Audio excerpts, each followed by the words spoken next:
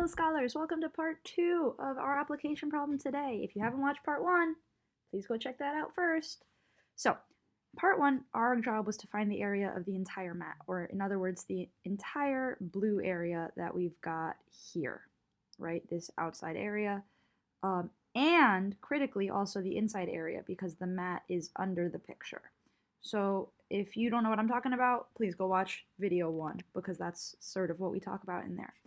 Anyway, what we end up finding out is that the area of the whole thing, and again, I mean the whole thing, right? Not just the blue, that's important. The blue plus the green is 109 and 4/16, ready for this? Inches squared. Why squared? Because 2 dimensions, length and width, and that's it. So now we need to go and we need to figure out, well, what's the area of the mat that's not covered by the picture? So now we're looking at just this, nothing under the green, because it's asking for the area not covered by the picture. Since the green is the picture, we don't want that. We want only the stuff that's outside that. So how do we find that? If we think back to what we talked about yesterday in our concept development, it was in our concept development, we talked about the idea that what we can do here is we can figure out the pink by looking at the whole blue, right? So move the pink for a minute. If this is the whole blue, including what's under the green, right?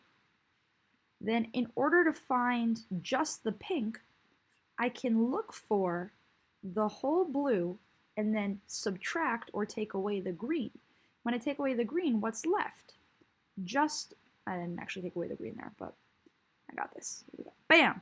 When I take away the green, what's left is just the pink area, right?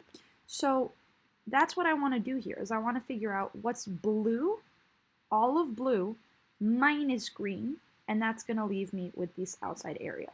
So we already found that the area of the blue was 109 and 4/16 inches squared. For now, I'm just going to write 109, 4/16. I'll put the inches squared in at the end.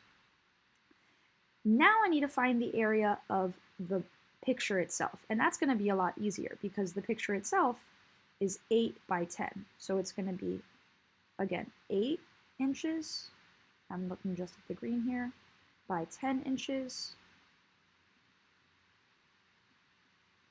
So what am I going to do? Length times width. I'm going to do 8 times 10.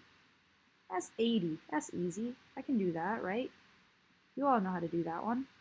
So, nice little brain break for you right there, right? Now I have the area of the whole thing, and I have the area of the green. So now I need to subtract them. So I'm going to do 109, and I'm going to separate 109 plus 4/16. I don't want to deal with my fraction right now, so I'm just going to break them down just for a moment. And then I'm going to take away 80. 9 minus 0 is, let's do it in the pink so we remember that that's what we're working for here. 9 minus 0 is 9.